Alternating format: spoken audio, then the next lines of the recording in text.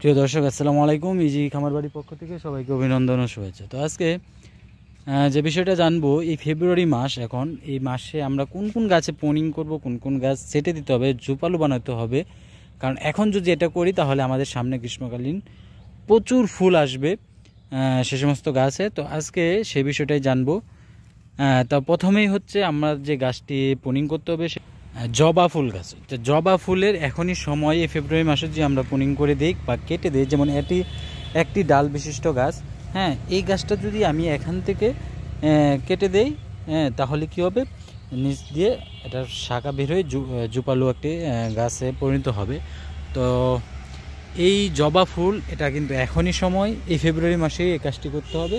তাহলে আমাদের এটা গাছটা জুপালু হবে এবং ভরপুর ফুল আসবে। এবং এটা করার পরে আমরা যে এটা কেটে দিই, এটা কিন্তু ডালটা কিন্তু আবার যে আমরা যে কোনো জায়গায় যদি রোপণ করে রাখি, তাহলে কাটিং থেকেও কিন্তু চারা তৈরি করতে পারবো। তো জবা ফুলটা এটা কিন্তু খুবই গুরুত্বপূর্ণ এই ফেব্রুয়ারি মাসে আমাদের এই পোনিং করার জন্য বা এটা ছেটে দেওয়ার জন্য। তাহলে আমাদের গাছটা কিন্তু অনেক জোপালো হবে। এরপর যে গাছটি দ্বিতীয় নম্বরে, সেটা হচ্ছে মাধবীলতা। এই হচ্ছে মাধবীলতা গাছ। এই গাছে দেখেন কোনো ফুল নেই, এখন কিন্তু কোনো ফুল নেই। এখন যদি আমি এই গাছটি যদি ছেটে দিই বা কেটে এটা যে কোনো ডিজাইন আমরা করতে পারি, বা কেটে দিলে এটা জোপালো হবে। গাছটাকে একটা সাইজে নিয়ে আসব, তারপর এটার কাটিংটা যদি আমরা রোপণ করে রাখি, তাহলেই কিন্তু এই গাছ থেকে চারাও তৈরি হবে। পাশাপাশি আমাদের পোনিং গাছটা যেটা, এই গাছটা কিন্তু হয়ে যাবে। এই গাছটা এখনই ছেটে দেওয়ার সময় এই ফেব্রুয়ারি মাসে। এই ফেব্রুয়ারি মাসের তৃতীয় নম্বর যে গাছটি, সেটি হচ্ছে অপরাজিতা। অপরাজিতা গাছ কিন্তু এখন সময় এটাকে কেটে ছেটে রাখার। কারণ কি, সামনে যে ফুল আসবে তখন কিন্তু এটার শাখা, প্রচুর পরিমাণ শাখা হবে এবং প্রচুর পরিমাণ ফুল আসবে। আর এটা কাটিং থেকে চারা তৈরি হয় না, এটার চারা হয় হচ্ছে বীজ থেকে। এই যে এই গাছে যত ছোটো গাছ, এটাতেও বীজ আসছে। এই বীজটা যখন পরিপক্ক হবে বা শুকিয়ে যাবে, এই বীজটা কিন্তু রোপণ করলেই এটা থেকে চারা তৈরি করা সম্ভব।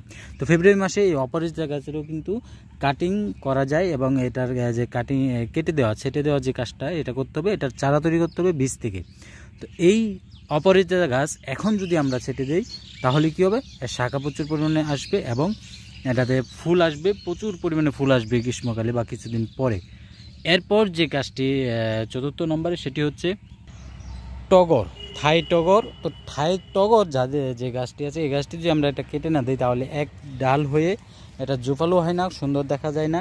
এই গাছটি যেমন এক ডালে বা দুইটি ডাল এটার মধ্যে আছে, এটা যদি এখান থেকে কেটে দিই, তাহলে এখান থেকে শাখা পোশাখা বের হয়ে এটাতে প্রচুর পরিমাণে ফুল আসবে সামনে কিন্তু এখন যদি আমরা এই কাজটা করি, তাহলে সামনে প্রচুর পরিমাণে ফুল পেতে আমাদের এই যে থাই টগর, এই থাই টগরেরও আমাদের এই কাটিং করে দিতে হবে। এবং এর কাটিং থেকে কিন্তু প্রচুর পরিমাণে চারা তৈরি করা যায় এবং সহজে চারা তৈরি করা যায়। তো আমরা যখন ছাঁটাই করব, ইচ্ছা করলে কিন্তু আরও চারা তৈরি করার জন্য আমরা যে কোনো জায়গায় বা আমরা যদি পলি ব্যাগে রোপণ করে রাখি বা সরাসরি আমি মাটিতেও রোপণ করে দিই, তাহলেও কিন্তু এটা থেকে চারা তৈরি হয়ে যাবে। তারপর যে গাছটি, সেটা হচ্ছে বেলি ফুল। বেলি ফুলও কিন্তু এখন সময় আমরা এটাকে ছাঁটাই করে সুন্দর করে রাখার। এবং এটা যদি করে রাখি, তাহলে কিছুদিন পর যে ফুল আসবে, প্রচুর পরিমাণে ফুল ধরবে। এবং এটা এখন যদি না করি, তাহলে পরে কিন্তু করার সময় থাকবে না এবং এর থেকে যে শাখা পোশাখা বেরোবে, তার থেকে কিন্তু প্রচুর পরিমাণে ফুল আসবে।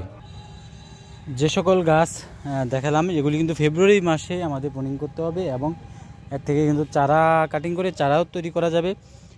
তো যে সমস্ত গাছ, তার মধ্যে যেগুলি বললাম, সেটা হচ্ছে যে জবা, তারপর মাধবীলতা, অপরাজিতা, বেলি ফুল, থাই টগর, এই সমস্ত গাছ কিন্তু এখনই সময় আমাদের এই গাছগুলি কাটিং দিয়ে ফেলা বা এটা কাটিং করে ফেলা। তো ধন্যবাদ সবাইকে। যারা এখনও এই চ্যানেলটি সাবস্ক্রাইব করেন নাই, তারা অবশ্যই সাবস্ক্রাইব করে নেবেন এবং পাশে থাকা বেল আইকনটি বাজিয়ে দিবেন।